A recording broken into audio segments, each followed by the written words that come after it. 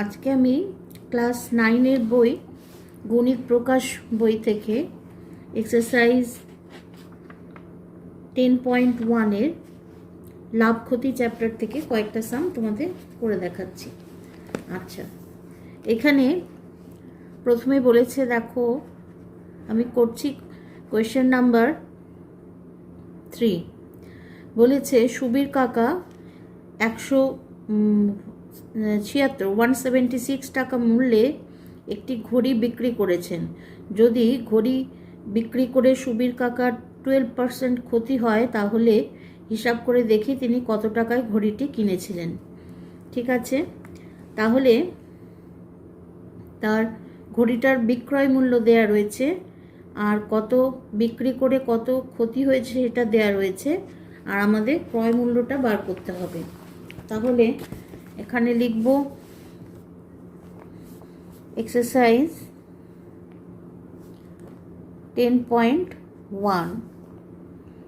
আচ্ছা, question number 3। তাহলে ঘড়িটির বিক্রয় মূল্য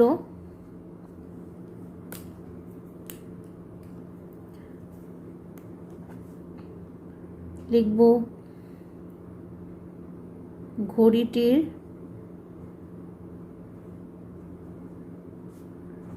বিক্রয় মূল্য 176 টাকা। আচ্ছা, এইবারে ঘড়িটিতে ক্ষতি হয়েছে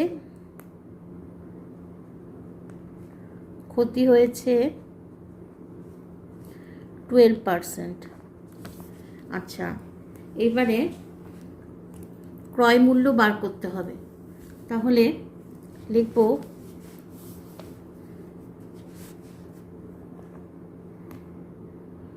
মনে করি ঘড়িটির ক্রয়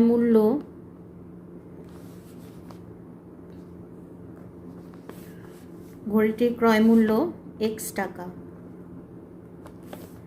তাহলে ঘড়িটাতে ক্ষতি হয়েছে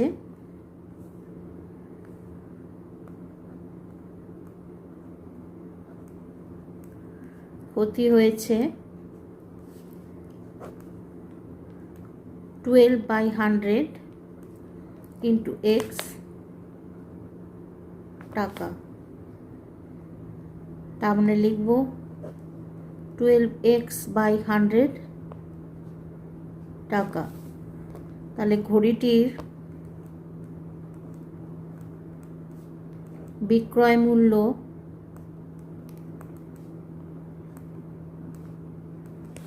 আচ্ছা, যখন ক্ষতি হয় তখন ক্রয় মূল্যের থেকে ক্ষতিটা মাইনাস হবে।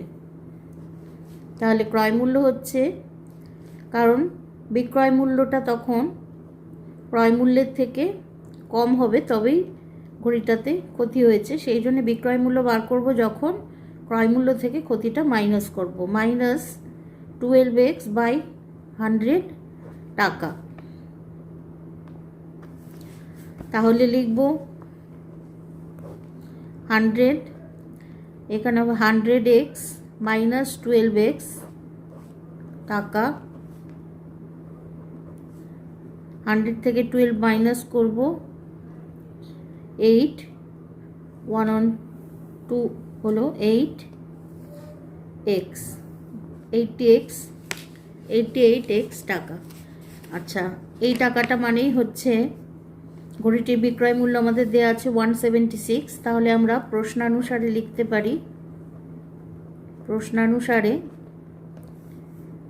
88x/100 = 176। কারণ এখানে ঘড়িটির বিক্রয় মূল্য আমরা বার করলাম 88x/100 টাকা, আর ঘড়িটির বিক্রয় মূল্য আমাদের দেওয়া আছে 176 টাকা। তাহলে দুটো ইকুয়াল করলে আমরা এক্স এর ভ্যালু বার করব। x = 176 ইন্টু, এটা উল্টে যাবে 100/88।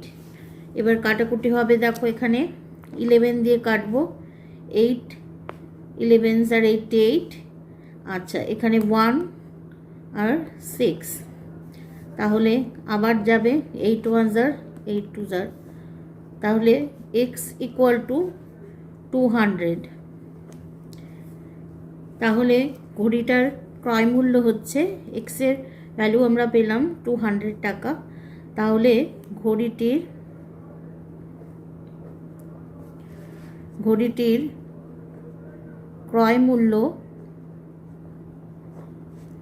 ইকুয়াল টু 200 টাকা। এটা আমাদের ফাইনাল আনসার, কপি করে নাও।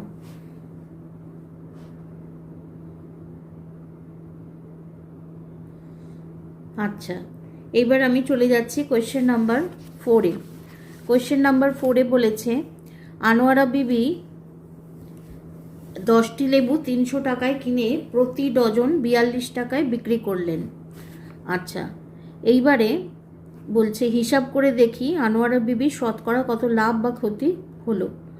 আচ্ছা, তাহলে আনোয়ারা বিবি 10টি লেবু 30 টাকায় কিনেছে, তার মানে 10টা লেবুর ক্রয় মূল্য 30 টাকা। আচ্ছা, তাহলে এখানে লিখব কোয়েশ্চেন নাম্বার 4, লিখব 10টি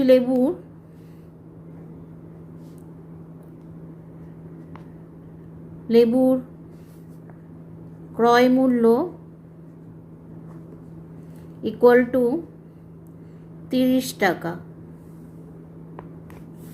আচ্ছা, এইবারে বিক্রি করেছে প্রতি ডজন 42 টাকায় বিক্রি করেছে, তাহলে তার শতকরা কত ক্ষতি বা লাভ হয়েছে। তাহলে এখানে একটি লেবুর ক্রয় মূল্য হবে 30/10 টাকা, তার মানে এখানে কাটাকুটি হয়ে যায় 3 টাকা। আচ্ছা, এইবারে বিক্রি করেছে যখন, তখন 42 টাকায় বিক্রি করেছে প্রতি ডজন, তাহলে 1 ডজন ইকুয়াল টু 12টি। তাহলে লিখব 12টি লেবুর বিক্রয় মূল্য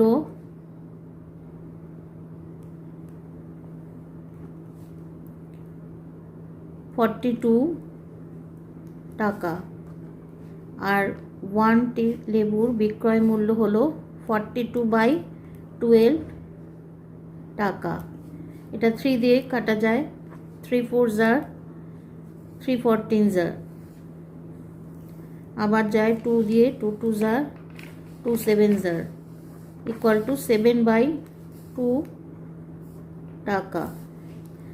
আচ্ছা, তাহলে এটা 7/2 টাকা মানে আমরা লিখতে পারি 2 3 जार 6, 1.0, 2 5 जार 10। আচ্ছা, 3.5, তার মানে লিখব 3.50 টাকা।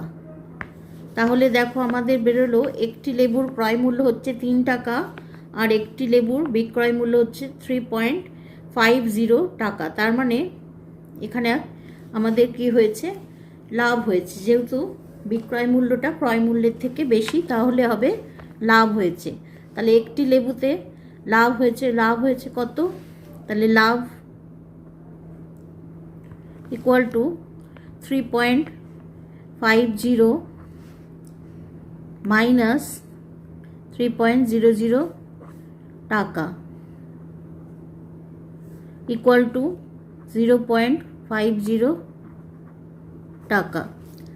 আচ্ছা, এখানে আমাদের বার করতে বলেছে শতকরা কত লাভ বা ক্ষতি হয়েছে। তাহলে লিখব শতকরা লাভ ইকুয়াল টু 0.50/3.00 ইন্টু 100%। লাভ বার করতে গেলে সবসময় লাভ বা ক্ষতি যাই বার করি না কেন, ক্রয় মূল্যের ওপর বার করতে হবে। আচ্ছা, তাহলে এখানে লিখব 50, এখানেও দুটো প্লেস সরে যাচ্ছে, এখানেও দুটো প্লেস সরে যাচ্ছে, তাহলে 50/3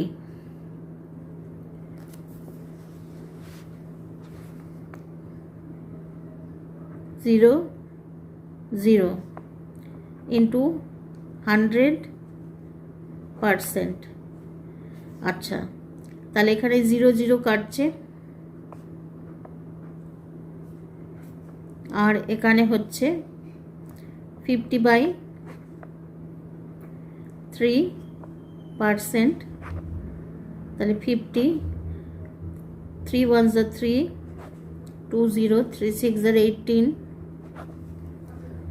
2, তাহলে হচ্ছে 16 হোল 2/3%। তাহলে এখানে শতকরা লাভ হলো 16 হোল 2/3%। এটা আমাদের ফাইনাল আনসার। কপি করে নাও।